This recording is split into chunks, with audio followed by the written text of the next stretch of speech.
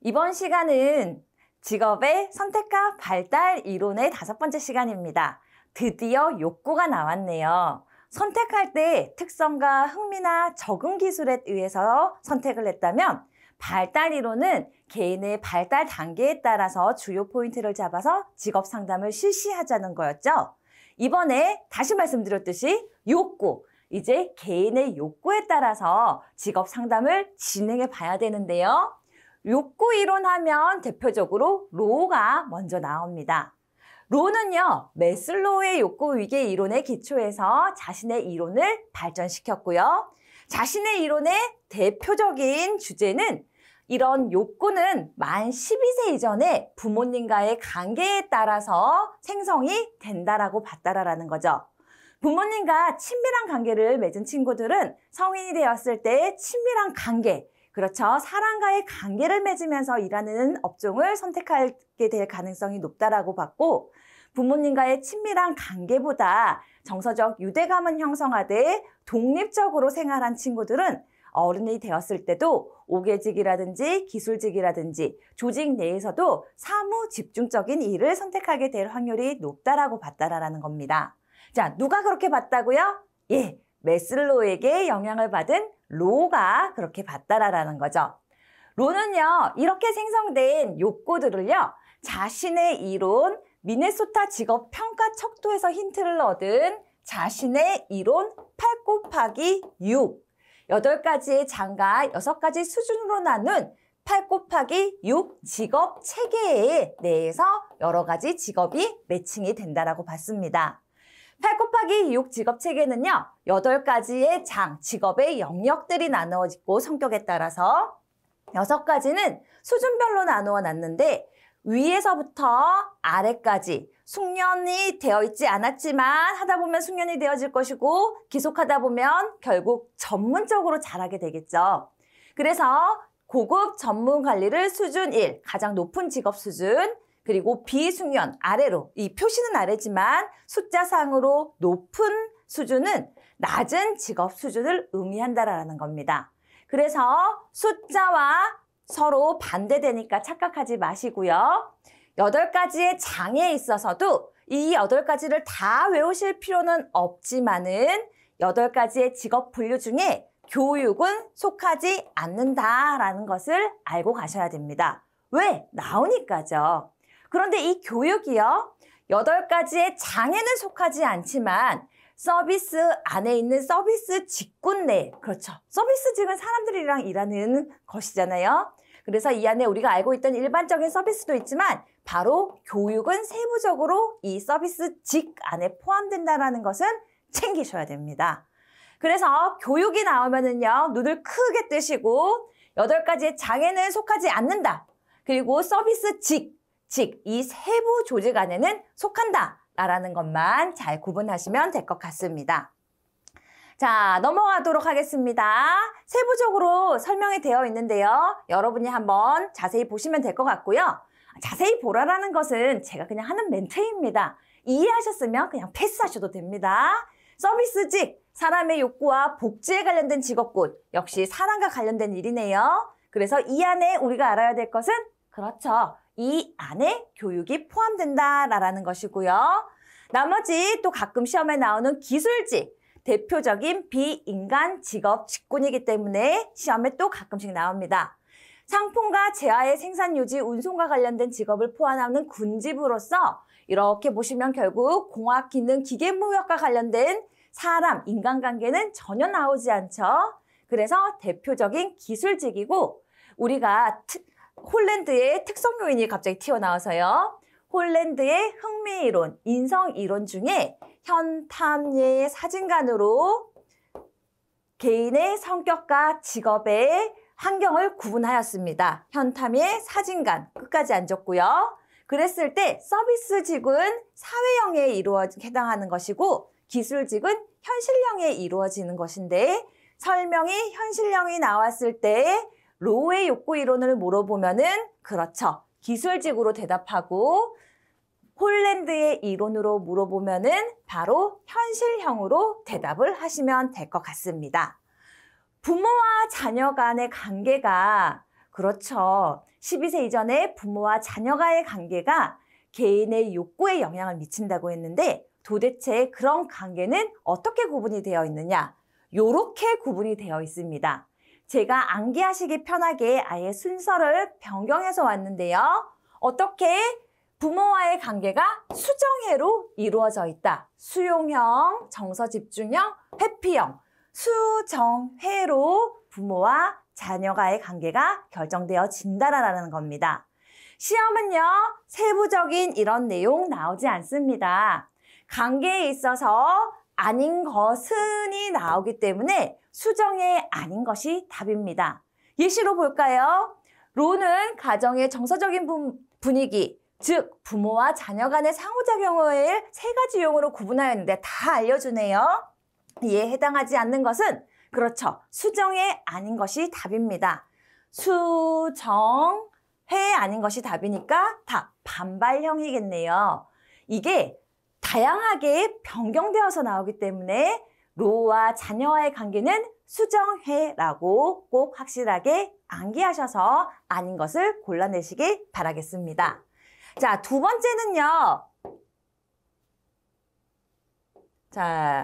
번째는요. 화면이 좀 작아졌지만 그대로 한번 해보도록 하겠습니다. 로에게 영향을 준 매슬로우의 욕구 위계론입니다. 매슬로우, 우리 학창시절에 이미 많이 접해본 학자죠. 매슬로우 하면은 바로 이거죠. 이 그림. 욕구 위계설이라고 해서 위계가 있다라고 봤습니다. 차례차례 이루어진다라는 의미입니다. 아래 욕구부터 올라간다라는 거죠. 이거 했다, 이거 했다, 이거 했다가 아니라 차근차근 욕구가 만족되어야지만 그 위에 상위의 욕구를 바라는 욕구가 동기화된다라는 의미입니다. 생리적인 욕구, 그냥 한 사람이 개인이 성장해서 태어나서 성장하는 가정으로 한번 설명을 해보면요. 태어나면 먹고 자고 싸고 그렇죠. 이루어지고 나면 이왕이면은 안전한 가정, 물리적인 환경뿐만 아니라 부부의 관계가 안정적이라서 사랑받으면서 자라면요. 자연스럽게 학교를 가게 됩니다. 그런데 이제 소속에 있어서 처음으로 자기가 선택해야 되는 시간이 언제죠? 그렇죠. 대학교 갈 때. 요즘은 뭐 대학교까지도 가려고만 하면 어디나 갈 수 있기 때문에 취업을 할 때 소속의 욕구에 자기의 열심이 이제 처음으로 들어가게 됩니다. 자, 예전에는요. 뭐 자연스럽게 대학교 졸업하면 취업해서 이 취업을 한가 동시에 결혼 생활을 하고 또 자녀를 꾸려서 다시 반복되는 생활이 전혀 어색함이 없고 어려움이 없었었는데 요즘은 어때요? 졸업하고 나서 소속 다시 하려고 그러면 쉽나요? 어렵나요? 그래서 우리도 이렇게 또 열심히 공부하고 있는 거 아닙니까? 그래서 소속이 되지 않을 때는 애정의 욕구가 떨어지게 되고 또 애정의 욕구가 있어서 소속을 해야지, 그렇지, 책임을 져야지 가정을 이루려면 해서 소속의 욕구가 올라오지만 반복된 실패나 좌절감으로 인해서 아니면 내가 할 수 있을까 하는 자기 효능감 저하로 인해서 애정의 욕구가 다시 사라지는 경우도 많다라는 거죠. 그래서 요즘에 뭐 취업의 난들이 개인의 문제가 아니라 그렇기 때문에 또 사회적 문제로 접근해야만 할 필요도 있다라는 겁니다. 여하튼 다 이루어졌을 때 나는 내 일로 내 가치를 증명하고 인정받고 싶어지고요. 또 한 단계 더 올라가면 결국에 이 모든 것을 선한 영향력으로 아니면 자기가 하고자 하는 자아 실현의 욕구까지 발현되게 된다라는 겁니다. 차례대로 이루어진다라는 것과요. 이 5가지의 욕구의 이름을 알고 계셔야 하기 때문에 한번 설명을 곁들여 봤습니다. 자, 문제는요. 이렇게 욕구 위계설, 내려가지 않는다, 올라가는 것이다. 차례대로 이 이름 주관식에 종종 나오기 때문에 여러분이 알고 계셔야 되고요. 바로 이 부분, 욕구, 매슬로우의 욕구 위계론과 관련이 있는 다른 이론들에서 매칭을 하실 수 있어야 된다라는 거죠. 뭐냐면은요, 가장 비슷한 것은 알더퍼의 존재, 관계, 성장 이론입니다. ERG 이론이라고 해서 영어로도 나옵니다. Exist, Relation, Growth 해가지고 존재, 관계, 성장 이론. 우리말로 나오면 감사고요. ERG 나와도 NRG가 생각이 나네요. ERG 이론, 뭐랑 비슷하다고요? 네, 그렇죠. 매슬로우의 욕구 위계론과 가장 비슷하다라는 겁니다. 그리고 최상위 욕구였던 자아 실현의 욕구는 또 어디에서 비슷한 욕구가 나타나냐면 맥클랜드의 성취 동기 이론 중 마지막에 성취 동기, 자아 실현의 욕구와 비슷하다라는 것 매칭하실 수 있으시면 욕구 이론의 대표적인 두 가지를 마무리할 수 있다라는 것입니다. 자아 실현한 사람의 특징, 보면은 건강한 모습이 나오면은 다 자아 실현한 모습이고 뭔가 이건 건강하지 않은 모습인데 하면은 그거는 자아 실현한 사람은 건강하지 않지 않겠습니까? 이게 무슨 말인가? 여하튼 그러면 예시를 한번 보면요. 보자마자 나오네요. 자기 실현한 사람의 특징이 아닌 것은 부정적인 감정을 왜 억제합니까? 화를 내면 그게 불편하고 건강하지 않는 모습이고 부정적인 것을 잘 표현해야지.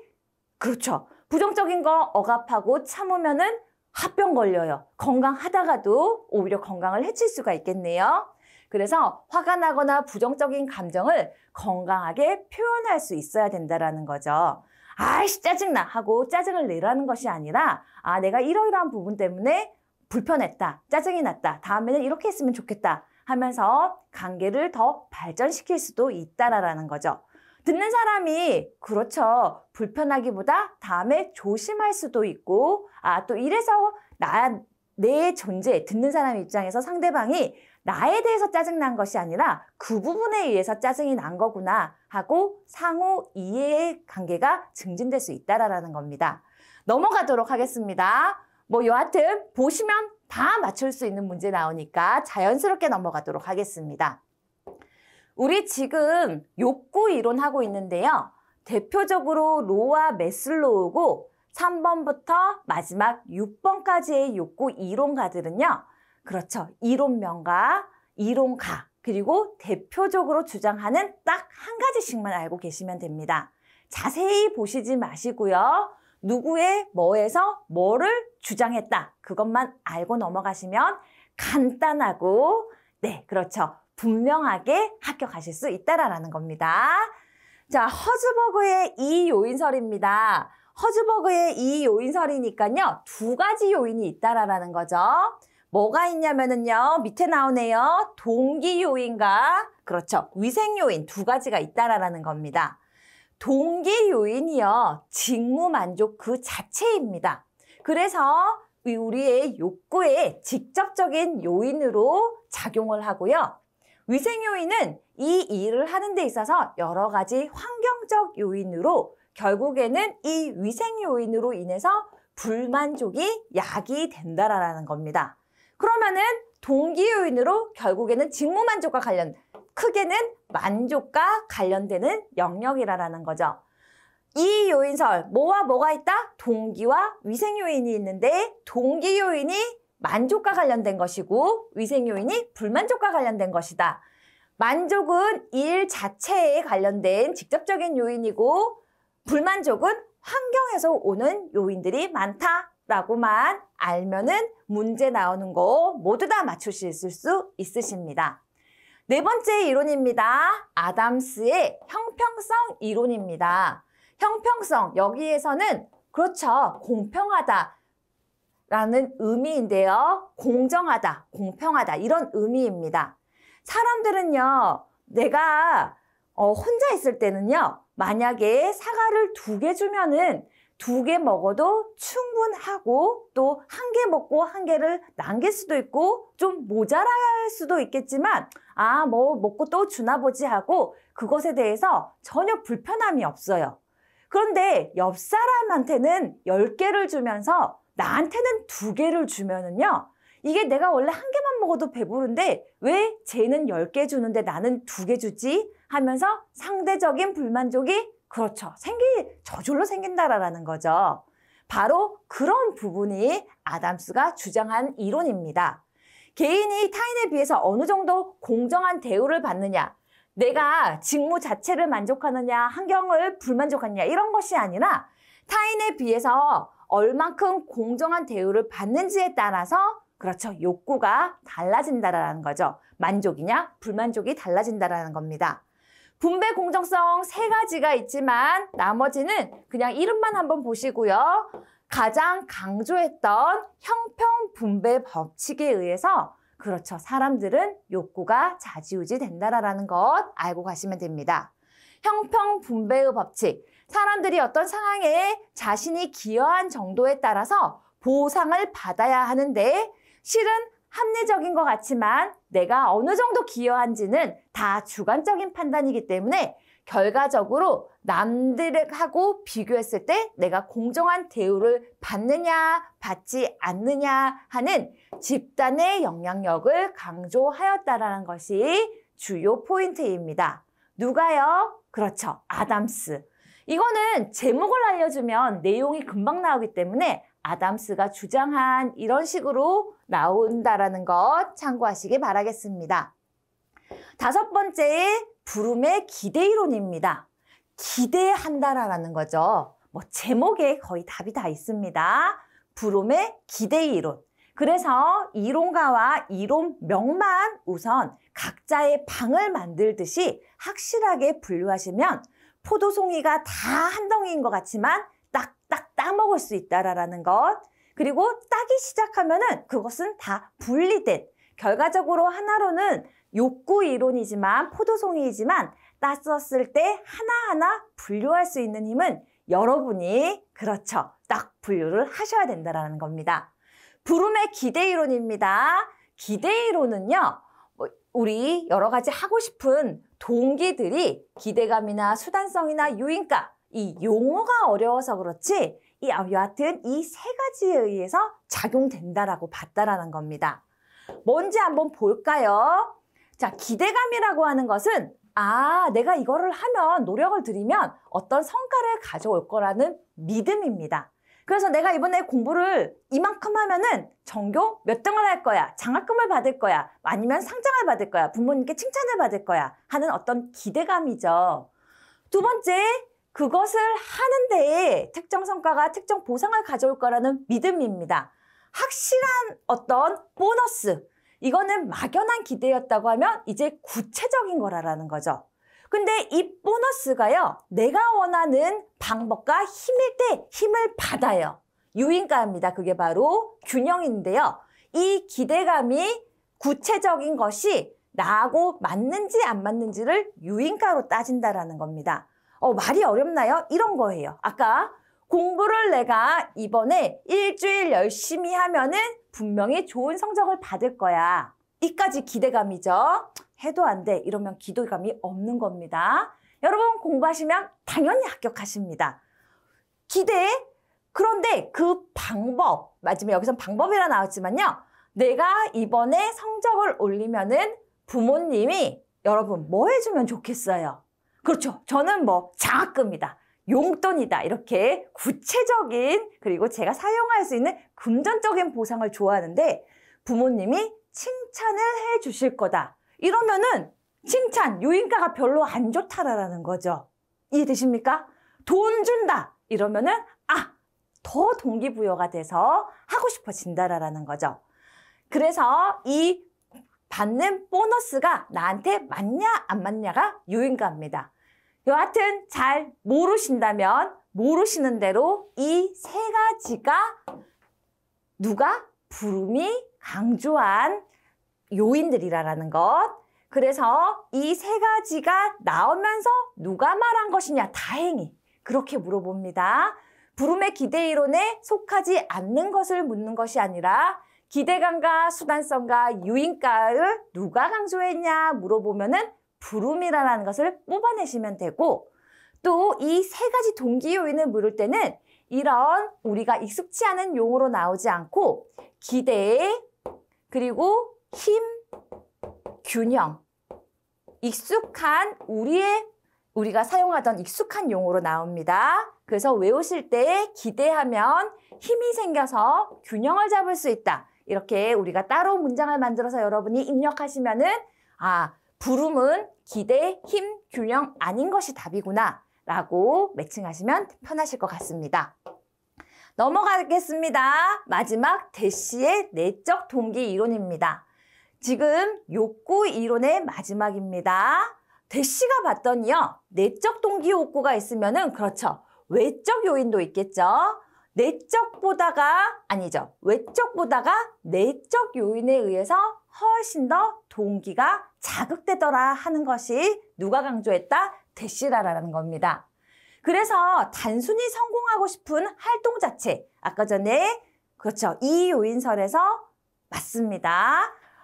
자체에 대해서 말한 것이고 외적 요인은 수단, 환경 요인과 아까 비슷한 수단이라는 것이죠. 그래서 뭐 예전에 송혜교가 어떤 누구 남자 주인공인가 원빈이었나요? 뭐 얼마면 돼 이렇게 얘기했던 그런 장면이 나오는데 송혜교 입장에서는 원빈이 얼마를 줘도 그렇죠. 연인이 안 된다라는 거죠. 외적 요인에 가장 대표적으로 나오는 것이 돈입니다. 저는 얼마 안 줘도 되는데 저는 돈이 좋은데 아무튼 송혜교는 돈이 아닌가 봅니다. 그래서 대시의 내적 동기 이론에서 직무 자체, 여기 한번 문제 보도록 하겠습니다. 금전적 보상이 동기를 오히려 낮출 수 있대요. 그렇게 말하면 재수 없어서 더 만나고 싶지 않다라는 거죠. 낮출 수 있다고 설명하는 이론은 무엇이냐라고 했었을 때 기대 이론, 내적 동기 이론, 사회학습 이론, 목표 설정 이론. 그렇죠. 딱 나와야죠. 바로 대시의 내적 동기 이론이다 하는 것을 참고하시면 되겠습니다. 여러분, 우리 힘내서 다음 것까지 한번 해볼까요? 우리 직업 상담을 할 때 주요한 것이 개인의 그렇죠. 특성, 흥미, 그리고 맞습니다. 적응을 할 수 있는 힘이 어느 정도인지에 따라서 선택하는 이론을 첫 번째 단원에서 했었고요. 두 번째 단원에서는 긴즈버그 수퍼부터 시작해서 개인의 발달 단계에 따라서 주요 사항을 맞추어서 상담을 하는 것이 직업 선택의 의사결정에 도움이 된다라고 말을 했고요. 세 번째 단원에서 욕구 이론에 대해서 개인의 욕구에 따라서 욕구를 파악해서 직업 상담을 실시할 때 그렇죠. 성공 확률이 높다라는 것을 강조했습니다. 네 번째는요. 진로 선택, 직업 상담을 할 때요. 사회학습, 사회적으로 배워나간 것들이 중요하다. 무엇을 배웠냐, 어떤 것을 가지고 있냐 한번 살펴보자라는 내용들입니다. 크게 여기서는 두 가지가 있어서 가볍게 보고 이 시간 마무리하도록 하겠습니다. 크롬볼츠의 사회학습이라고 하는데요. 자, 항상 이론가와 이론명만 확실하게 알아도 내용의 50은 가지고 가신다라는 거. 크롬볼츠의 사회학습 이론에서 강조하는 내용은요. 크롬볼츠는 사회에서 많은 것을 학습한다라는 말 제목 그대로입니다. 뭐냐면은요. 진로 결정에 영향을 미치는 것은요. 앞에 두 가지도 있지만 뒤에 두 가지를 나중에 후천적으로 더 많이 강조하긴 했습니다. 근데 이거는 후천적으로 강조했다라는 것이지 필요 없는 거 아닙니다. 이거 매우 중요합니다. 같이 모두가 다 중요하다. 그런데 뭐가 먼저 사회학습 이론이니까 학습 경험 하면서 여러 가지 배운 것 그리고 이 문제를 어떻게 접근해서 해결하는지 접근 기술이 중요하다. 타고날 때부터 잘하는 것이 있더라. 그리고 어릴 때 경험한 것들이 이런 학습 경험과 가지 접근 기술에 당연히 영향을 미치겠죠. 여러분 아이가 높이 있는 선반에 있는 책을 꺼내고 싶어 할 때 어떤 부모님은 이거 원해 하고 꺼내주기도 하고요. 아이가 저거 할 때 저거 어떻게 꺼내지 하면서 옆을 둘러보면서 저기 의자를 한번 이용해 볼까 하면서 그 책 자체를 꺼낼 때 접근하는 기술이 달랐죠. 금방 말했듯이 꺼내주는 방법이 있고 같이 이렇게 한번 해볼까 하고 문제를 해결하는 방법으로 접근하는 방법. 서로 다른 두 가지 방법이었다라는 겁니다. 그런 어릴 때 환경적인 조건들이 부모는 선택하는 것이 아니라 그 방법론을 얘기할 때는 가지 접근 기술이지만 그런 여러 가지 환경적인 조건에 따라서 후천적으로 나머지가 영향을 받아진다라는 것이죠. 진로 선택에 영향을 미치는 요인, 강조점이 이것이기 때문에 반복입니다. 유전적으로. 달리기 잘하는 사람 타고납니다. 특히 예체능. 물론 공부도 뭐 타고난다고 하는데 학교 다닐 때 공부 잘하는 아이들 따로 있잖아요. 상위 1% 얘기하는 겁니다. 뭐 달리기도 여러분 제가 좀 달려봤더니 살도 빠지고 기분이 좋아서 오늘부터 좀 달려볼까? 좀 달렸는데 괜찮은 것 같아요. 남들보다 동네에 같이 다니는 아주머니들 보다가 제가 좀 더 잘 달려요. 그래서 갑자기 제가 마라톤 선수를 하겠다고 도전을 해서 오늘부터 하루에 4시간씩 뛰기 시작하면요. 1년 뒤에 마라톤 선수가 되기보다는 1년 뒤에 좀 더 급속한 노화가 진행될 확률이 더 높다라는 거죠. 중간에 그렇죠. 또 제 성격에 포기할 가능성이 많습니다. 여튼 갑자기 그 얘기가 왜 나왔냐. 유전적 요인이 진로 선택에 영향을 많이 미친다라는 것입니다. 환경 조건.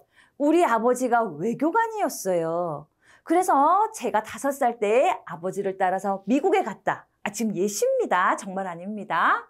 그리고 12살 때 중국으로 발령난 아버지를 따라서 또 중국으로 갔습니다. 20살이 돼서 제가 프랑스어를 배울 때 처음으로 외국어를 접하는 사람이 프랑스어를 더 빨리 배우겠습니까? 이렇게 외국어를 자연스럽게 습득해 본 경험이 많은 제가 프랑스어를 더 잘 배우겠습니까? 그것이 환경적인 조건과 나의 성장기의 여러 가지 사건과 맞물려서 그렇죠. 영향을 끼치게 된다라는 것이죠. 그리고 공부해봤던 그 방식, 그리고 접근했던 그 기술이 결과적으로 오케스트라처럼 한 소리를 내어서 직업 선택에 영향을 미친다라고 본 사람이 바로 크롬볼츠라는 겁니다. 자, 문제는 간단합니다. 크롬볼츠의 사회학습 이론에서 진로 선택에 영향을 미치는 요인 모두 골라라. 마침 유한학과. 그렇죠. 직업 선택을 잘하려면 유한학과를 가셔서 전공하시는 것이 최고입니다. 유한학과 아닌 것이 답인데 유한학과 고르면 된다라는 문제네요. 보기가 다 유한학과 다 해당이 되네요. 그래서 답 기흥, 니은, 디귿, 리을입니다. 자, 크롬볼츠의 사회학습 이론에서 가장 중요한 부분이 진로 선택에 영향을 미치는 요인으로서 유한학과라는 것입니다.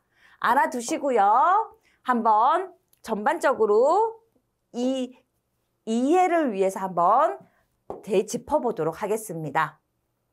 진로 선택의 사회학습 이론, 크롬볼츠. 이제 뭐 다 아는 것 같아 느낌의 행동주의와 인지적 정보 처리 이론에 기원한다라고 했는데 행동주의도 아직 배우지 않았고 인지적 정보 처리도 아직 배우지 않아서 이 용어가 좀 어렵게 느껴지지만요.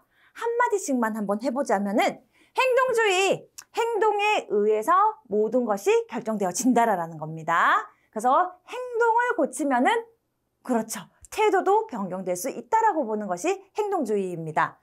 아까 전에 과제 접근 기술, 방법을 바꿔 행동하는 게 바뀌면은 당연히 영향을 미치겠네요. 인지적 정보 처리, 생각하는 거, 그렇죠. 학습 경험에서 오기 때문에 이런 결과가 나타났겠네요. 그냥 한번 눈으로 보시면 됩니다. 행동주의와 인지적 정보 처리에 의해서 기원되었다. 영향을 받았다라는 거죠. 당연히 특정한 직업을 갖게 되는 것은 단순한 선호, 자기가 좋아하는 것이나 할 수 있는 것이 아니라 유한학과, 유전적인 거나 환경 조건과 사건, 학습 경험, 과제 접근 기술로 인해서 개인이 통제할 수 없는 복잡한 환경적 요인의 결과라는 겁니다. 그래서 크롬볼츠는 진로 신령 검사라는 검사를 만들었고 이런 것을 통해서 개인의 진로를 방해하는 사고를 평가해 볼 수 있다고 봤습니다. 아닌 거 빼버리면 된다라는 거죠. 자, 세부적으로 있는데 여러분 뭐 궁금하시면 보시고요. 나는 유한학과 확실하게 얻어가시면은 안 보시면 더 좋겠습니다. 예시는요, 똑같이 나옵니다. 똑같이 2가지가 늘 나왔는데요. 과제 접근 기술에서 이러한 예시를 보이면서 이러한 것은 어떤 것과 밀접하게 관련이 있느냐라는 것인데 신입사원 A는 신입사원일 때는 직무 매뉴얼을 참고해서 업무를 수행했고 이런 것이 잘 통했는데 승진하여서 자리가 바뀌면 새로운 방법을 써야 되겠죠. 왜? 접근하는 방법이 달라지니까. 주어진 일도 달라지고 위치도 달라졌으니까. 학생, 고등학교 3학년인 A양은 노트, 자기가 필기한 것 가지고 공부를 하는데 고등학교 때는 좋은 성적을 받았는데 대학교에서 이렇게 하니까 대학교에서는 이제 자기가 연구하고 생각하고 그렇죠. 스스로 학습하는 것이 있어야 되겠죠. 그래서 수정하게 될지도 모른다. 왜? 가제 접근 기술이 달라져야 되니까 입니다. 그래서 가제 접근 기술에서 이런 예시들이 나오니까 요 정도 파악하시면 좋겠습니다. 사회 접근 기술과 사회학습 이론과 상관없이 크롬볼츠는요. 이런 말을 했어요. 계획된 우연. 사람들이 성공하잖아요. 모두가 다 한 건 아니에요. 그래서 한 사람들한테 도대체 어떻게 성공했는지, 성공 요인이 뭔지 이 유한학과에 따라서 직업을 선택해서 일을 하는데 모두가 성공하는 것은 아니더라. 그래서 성공한 사람들을 살펴봤어요. 어떻게 성공했냐. 인터뷰를 해봤더니요. 계획대로 나는 목표를 가지고 최선을 다해서 이렇게 대답하는 사람들은 거의 없고 주어진 환경에서 열심히 일을 하다 보니까 그 다음에 이런 기회가 왔고 아니면 하다 보니까 이런 목표가 생겼고 그래서 원대하게 저 끝을 바라본 것이 아니라 주어진 환경에서 최선을 다하거나 아니면은 그렇죠. 시야가 바뀔 때 도전했는데 결국에 열심히 했더니 이런 결과가 나타났더라라고 말하는 사람이 더 많다라는 거죠. 그래서 우연히 이렇게 됐다. 정말 운이 좋았다. 이렇게 말하는 사람들이 90이라는 겁니다. 그런데 모두가 우연을 기회로 삼는 것이 아니고 또 그렇죠. 왔는데 도대체 그 사람들은 어떻게 선택을 했는가 봤더니 그렇게 말하는 사람의 공통점들이 이런 5가지 덕목을 가지고 있더라라는 것입니다. 호기심, 새로운 것이 생겼을 때 그렇죠. 해보는 거. 해보려니까 좀 안 돼도 위험을 감수하고 또 안 됐었을 때 인내심을 가지고 다음 단계로 나아가기 위해서 참았고 여러 가지 방법들을 활용하면서 그렇죠. 이거 포기할까가 아니라 한번 이렇게 해보면 더 잘 될 거야 하고 긍정적인 힘으로 일을 해 나갔더니 결과적으로 성공하게 되었다라는 것입니다.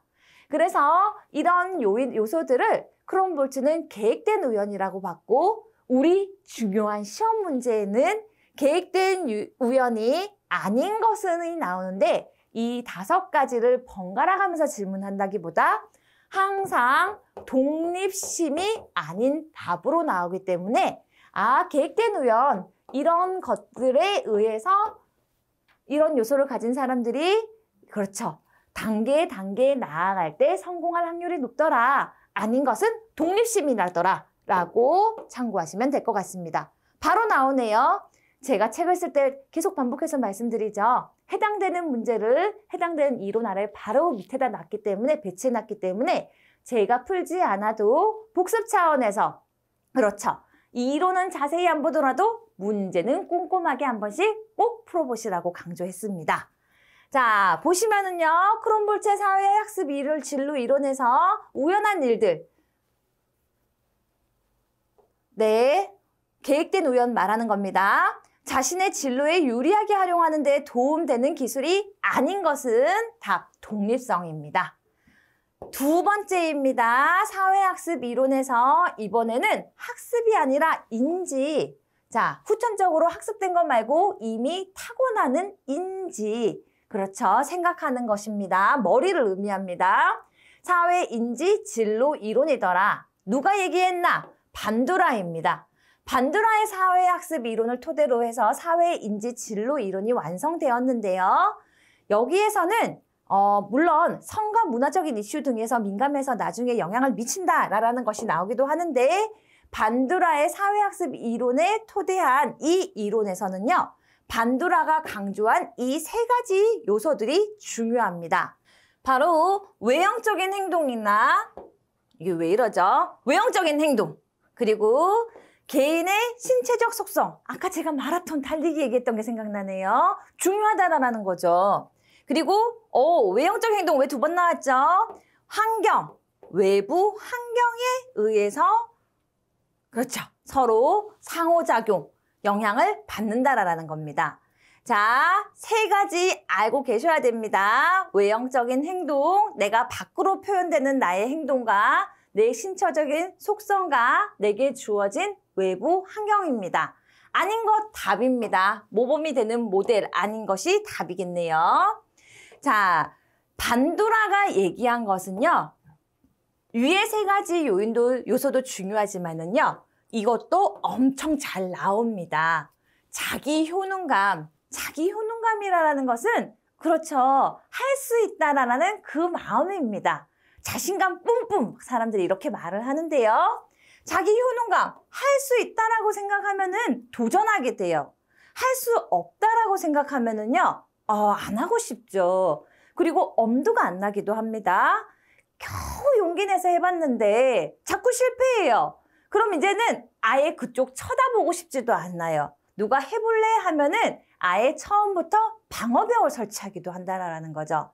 그 처음은 내가 할 수 있겠다 하는 그 마음, 자기 효능감이라는 겁니다. 자신의 능력에 대한 신념입니다. 어른들로 얘기하니까 이렇게 거창하지만은요. 어린아이들이요. 미끄럼틀을 보고요. 재미있겠다 생각이 들어야 미끄럼틀에 올라갑니다. 보자마자 저기서 내려오는 거 할 수 없겠다 싶으면은요. 안 해요. 그런데 엄마나 아빠들이 어떻게 해요? 데리고 올라가가지고 한 번만 하면 재미를 보면 또 하겠지 싶어가지고 뒤에서 아이를 밀어버려요. 그럼 애 경기합니다. 다시는 안 올라갑니다. 고소공포증까지 생길 수도 있어요. 그래서 할 수 있을 것 같을 때 그렇죠. 도전할 수 있는 기회를 만들어줘야 된다는 겁니다. 결과 기대에 주변에서 너 이거는 여기에서는 일어날 대한 믿음으로 나와 있지만요. 자기가 스스로 할 수 있는 것도 있지만 주변에서 너 이렇게 하면 잘할 거야 라는 기대도 그 개인에게 영향을 미친다라는 것이고요. 또 자신이 그것에 대해서 목표가 있어야 돼요. 여러분 달리기 잘하고 싶은 애가 못하면 속상하지만요. 달리기가 아무 중요도가 없는 친구들은 자기가 1등을 하나 꼴찌를 하나 별로 의미가 없다라는 거예요.